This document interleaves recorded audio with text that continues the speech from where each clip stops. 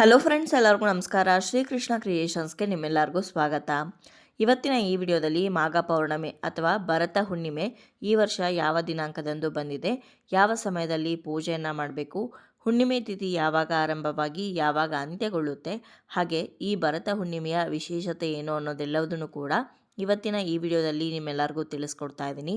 ಹಾಗಾದರೆ ಇನ್ನಾಗ್ತಡ ಬನ್ನಿ ವಿಡಿಯೋನ ಶುರು ಮಾಡೋಣ.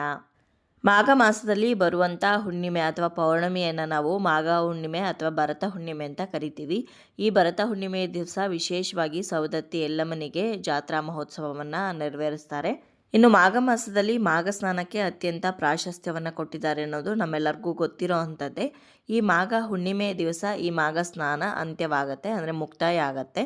ಹಾಗಾದರೆ ಮೊದಲಿಗೆ ಈ ಮಾಘ ಪೌರ್ಣಮಿ ಅಥವಾ ಭರತ ಹುಣ್ಣಿಮೆ ಯಾವ ದಿನಾಂಕದಂದು ಬಂದಿದೆ ಅಂತ ತಿಳ್ಕೊಳ್ಳೋಣ. ಅನಂತರ ಯಾವ ಸಮಯದಲ್ಲಿ ಪೂಜೆ ಮಾಡಬೇಕು ಅಂತ ತಿಳಿಸ್ಕೊಡ್ತೀನಿ.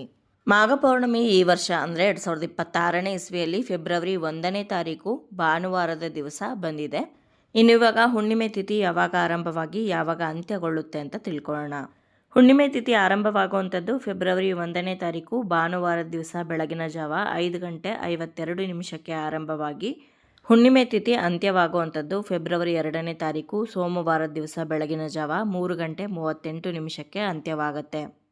ಪೂರ್ಣ ಪ್ರಮಾಣದ ಹುಣ್ಣಿಮೆ ತಿಥಿ ಜೊತೆಗೆ ಸೂರ್ಯ ಉದಯ ಆಗುವಂಥ ತಿಥಿ ಕೂಡ ನಮಗೆ ಫೆಬ್ರವರಿ 1ನೇ ತಾರೀಕು ಭಾನುವಾರದ ದಿವಸ ಬಂದಿರೋದ್ರಿಂದ ನಾವು ಅವತ್ತಿನ ದಿವಸನೇ ಮಾಘ ಹುಣ್ಣಿಮೆ ಅಥವಾ ಭರತ ಹುಣ್ಣಿಮೆಯನ್ನು ಆಚರಣೆ ಮಾಡಬೇಕಾಗತ್ತೆ. ಇನ್ನು ಹುಣ್ಣಿಮೆ ದಿವಸ ಚಂದ್ರನಿಗೆ ಅರ್ಘ್ಯ ಕೊಡೋದು ಬಹಳನೇ ಶ್ರೇಷ್ಠ. ಹಾಗಾಗಿ ಚಂದ್ರೋದಯ ಯಾವ ಸಮಯದಲ್ಲಿ ಅವತ್ತು ಆಗುತ್ತೆ ಅಂತ ಕೇಳ್ತಾ ಇದ್ರೆ ಫೆಬ್ರವರಿ 1ನೇ ತಾರೀಕು ಭಾನುವಾರದ ದಿವಸ ಸಂಜೆ 5:54 ಚಂದ್ರೋದಯ ಆಗತ್ತೆ ಅಂತ ತಿಳಿಸಿದ್ದಾರೆ.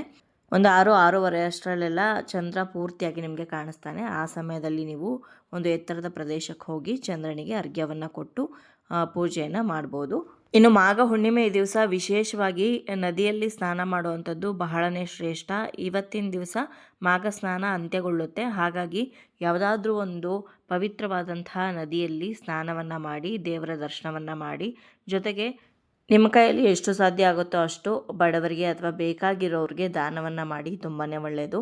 ಇನ್ನು ಸವದತ್ತಿಯಲ್ಲಿ ಜಾತ್ರಾ ಮಹೋತ್ಸವ ನಡೀತಾ ಇರೋದ್ರಿಂದ ರೇಣುಕಾದೇವಿಯ ಪೂಜೆಯನ್ನು ಮಾಡೋರು ಖಂಡಿತವಾಗ್ಲೂ ಮಾಡ್ಬೋದು. ಹಾಗೆ ಈ ದಿನ ನಿಮ್ಮ ಪಿತೃಗಳ ಕಾರ್ಯಗಳನ್ನು ಮಾಡೋದಕ್ಕೆ, ತರ್ಪಣ ಬಿಡೋದಕ್ಕೆ ತುಂಬಾ ಸೂಕ್ತವಾದಂತಹ ದಿನ ಆಗಿರೋದ್ರಿಂದ ನಿಮ್ಮ ಪಿತೃ ಕಾರ್ಯಗಳನ್ನು ಕೂಡ ನೀವು ಮಾಡ್ಬೋದು ಅವತ್ತಿನ ದಿವಸ. ಇನ್ನು ಯಾವ ಸಮಯದಲ್ಲಿ ಪೂಜೆಯನ್ನು ಮಾಡಬೇಕು ಅಂತ ಕೇಳೋದಾದರೆ ಆ ದಿನ ನಿಮಗೆ ಬೆಳಗ್ಗೆ ಬ್ರಾಹ್ಮಿ ಮುಹೂರ್ತದಲ್ಲೇ ಹುಣ್ಣಿಮೆ ತಿಥಿ ಆರಂಭವಾಗೋದ್ರಿಂದ ಬೆಳಗ್ಗೆಯಿಂದ ಸಂಜೆ ವರೆಗೂ ಯಾವುದೇ ಸಮಯದಲ್ಲಿಯೂ ಕೂಡ ನೀವು ಪೂಜೆಯನ್ನು ಮಾಡ್ಬೋದು, ರಾಹುಕಾಲ ಒಂದನ್ನು ಬಿಟ್ಟು. ಇನ್ನು ಸರಳವಾಗಿ ನೀವು ಪ್ರತಿ ಹುಣ್ಣಿಮೆಯಲ್ಲಿ ಯಾವ ರೀತಿ ಪೂಜೆಯನ್ನು ಮಾಡ್ಕೊಂಡು ಬಂದಿರ್ತೀರಾ ಅದೇ ರೀತಿ ಪೂಜೆಯನ್ನು ಮಾಡಿದ್ರೆ ಸಾಕಾಗುತ್ತೆ. ವಿಶೇಷವಾಗಿ ರೇಣುಕಾ ಎಲ್ಲಮ್ಮನಿಗೆ ಪೂಜೆಯನ್ನು ಅವತ್ತಿನ ದಿವಸ ಸಲ್ಲಿಸ್ಬೋದು. ನೋಡಿದ್ರಲ್ವ ಸ್ನೇಹಿತರೆ, ಇವತ್ತಿನ ಈ ವಿಡಿಯೋದಲ್ಲಿ ಮಾಘ ಹುಣ್ಣಿಮೆ ಅಥವಾ ಭರತ ಹುಣ್ಣಿಮೆ ಈ ವರ್ಷ ಯಾವ ದಿನಾಂಕದಂದು ಬಂದಿದೆ, ಹುಣ್ಣಿಮೆ ತಿಥಿ ಯಾವಾಗ ಆರಂಭವಾಗಿ ಯಾವಾಗ ಅಂತ್ಯಗೊಳ್ಳುತ್ತೆ, ಹಾಗೆ ಯಾವ ಸಮಯದಲ್ಲಿ ಪೂಜೆಯನ್ನು ಮಾಡಬೇಕು ಅನ್ನೋದೆಲ್ಲದನ್ನು ಕೂಡ ತಿಳಿಸ್ಕೊಟ್ಟಿದ್ದೀನಿ. ಇವತ್ತಿನ ಈ ವಿಡಿಯೋ ನಿಮ್ಮೆಲ್ಲರಿಗೂ ಇಷ್ಟ ಆಗಿದೆ, ಉಪಯೋಗ ಆಗಿದೆ ಅಂತ ಭಾವಿಸ್ತೀನಿ. ವಿಡಿಯೋ ಇಷ್ಟ ಆಗಿದರೆ ಲೈಕ್ ಮಾಡಿ, ಬೇರೆಯವ್ರಿಗೂ ಕೂಡ ಶೇರ್ ಮಾಡಿ. ಹಾಗೆ ನಿಮ್ಮ ಅನಿಸಿಕೆ ಅಭಿಪ್ರಾಯವನ್ನು ಖಂಡಿತವಾಗ್ಲೂ ಕಮೆಂಟ್ ಮುಖಾಂತರ ಬರೆದು ತಿಳಿಸಿ. ಮತ್ತೊಂದು ಉಪಯುಕ್ತ ಪೂಜಾ ಮಾಹಿತಿಯೊಂದಿಗೆ ನಿಮ್ಮನ್ನ ಮತ್ತೆ ಭೇಟಿ ಆಗ್ತೀನಿ. ಅಲ್ಲಿಯವರೆಗೂ ಧನ್ಯವಾದಗಳು. ಲೋಕ ಸಮಸ್ತ ಸುಖಿನೋ ಭವಂತು.